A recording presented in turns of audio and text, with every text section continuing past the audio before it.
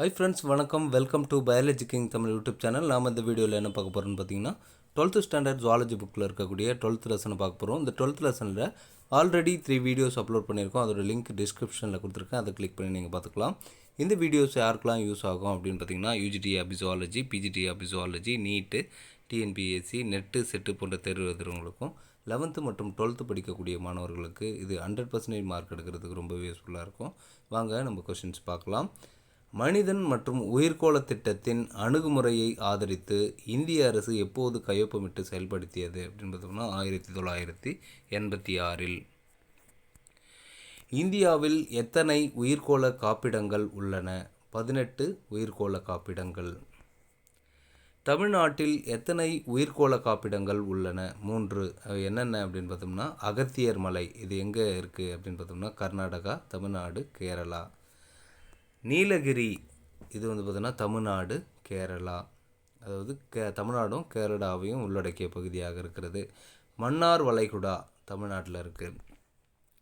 சென்னையில் உள்ள வண்டலூரில் அறிஞர் அண்ணா விலங்கியல் பூங்கா எவ்வளவு பரப்பளவில் உள்ளது? 602 ஹெக்டேர். தென்கிழக்கு ஆசியாவில் மிகப்பெரிய விலங்கியல் பூங்கா தமிழ்நாட்டில் எங்கு உள்ளது? அறிஞர் அண்ணா விலங்கியல் பூங்கா, வண்டலூர், சென்னை. வண்டலூரில் உள்ள அறிஞர் அண்ணா விலங்கியல் பூங்காவில் எவ்வளவு சிற்றினங்கள் உள்ளன? 180 சிற்றினங்களை உள்ளடக்கிய 2500 வன உயிரினங்கள். அறிஞர் அண்ணா விலங்கியல் பூங்காவிற்கு ஒரு ஆண்டுக்கு எவ்வளவு பார்வையாளர்கள் வந்து செல்கின்றனர்? 21 லட்சம் பார்வையாளர்கள். எந்த பெயரில் விலங்கு மேலாண்மை மற்றும் பார்வையாளர் பாதுகாப்பு நலன் கருதி 24 மணி நேரமும் கண்காணிப்பு கேமராக்களை நிறுவி பூங்காவின் பாதுகாப்பு பலப்படுத்தப்பட்டுள்ளது? ஜூ இஐ என்ற பெயரில். அறிஞர் அண்ணா விலங்கியல் பூங்காவில் பள்ளி குழந்தைகளுக்காக நடத்தப்பட்டு வரும் நிகழ்ச்சி எது? விலங்கியல் பூங்கா தூதுவர் என்ற நிகழ்ச்சி. அறிஞர் அண்ணா விலங்கியல் பூங்காவில் 2018 ஆண்டில் எவ்வளவு பள்ளி குழந்தைகளுக்கு விலங்கியல் பூங்கா தூதுவர் என பட்டம் சூட்டப்பட்டது? 400க்கும் அதிகமான குழந்தைகளுக்கு. ஊர்வன இனங்களை பற்றிய அறிவியல் பிரிவிற்கு என்ன பெயர்? ஹெர்பட்டாலஜி. சென்னை முதலைப்பண்ணை அறக்கட்டளை மற்றும் ஹெர்பட்டாலஜி மையம் யாரால் தொடங்கப்பட்டது? ரோமுலஸ் விட்டேக்கர் மற்றும் அவருடன் ஒத்த மனநிலை கொண்டவரும். அப்படி தான் நமக்கு புக்கில் கொடுத்துருக்காங்க, அதையே உங்களுக்கு கொடுத்துருக்கேன். கிழக்கு கடற்கரை சாலையின் மிகவும் பிரபலமான சுற்றுலா தலமான முதலைப்பண்ணைக்கு ஆண்டுதோறும் எவ்வளவு பார்வையாளர்கள் வந்து செல்கின்றனர்? 0.5 மில்லியன் பார்வையாளர்கள். மரங்கள் மற்றும் புதர்களை கொண்ட காடுகளுக்கு என்ன பெயர்? ஆர்போரிட்டா. வெளிப்புற சேகரிப்பு என்ற முறையின், அதாவது ஆஃப்சைட் கலெக்ஷன் மூலம் மரபற்று போன எந்தெந்த இனங்கள் அழிவில் இருந்து காப்பாற்றப்பட்டன? இந்திய முதலை மற்றும் கங்கை டால்ஃபின் ஆகிய இனங்கள். உலக வனவிலங்கு நிதியம், அதாவது வேர்ல்டு வைல்ட் ஃபண்ட் என்பது எப்போது நிறுவப்பட்டது? 1961 நிறுவப்பட்டது. இது சர்வதேச அரசு சாரா தொண்டு அறக்கட்டளை. இது பார்த்தோன்னா சர்வதேச அரசு சாரா தொண்டு அறக்கட்டளை.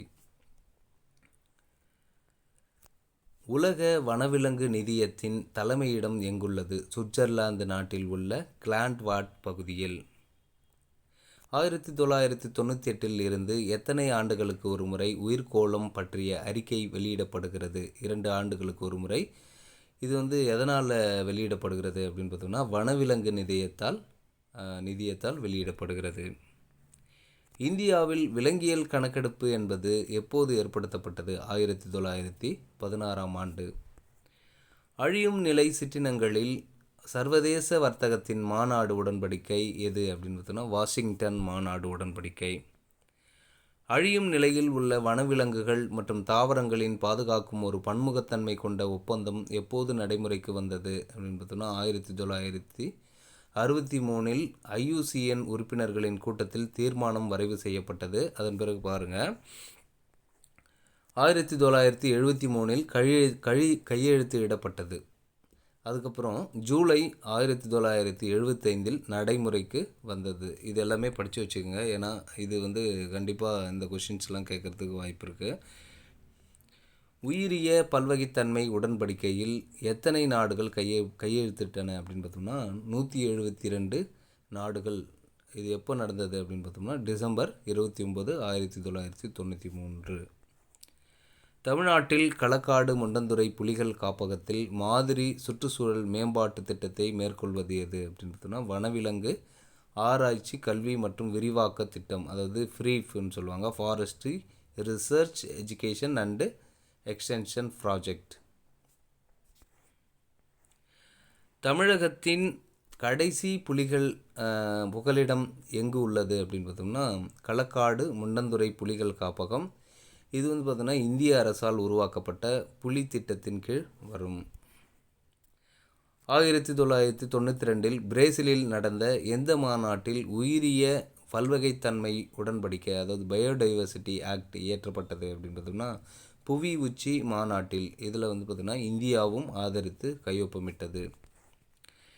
இந்திய பாராளுமன்றத்தில் உயிரிய பல்வகைத்தன்மை சட்டம், அதாவது பயோடைவர்சிட்டி ஆக்ட் எப்போது நிறைவேற்றப்பட்டது அப்படின்னு பார்த்தோம்னா 2002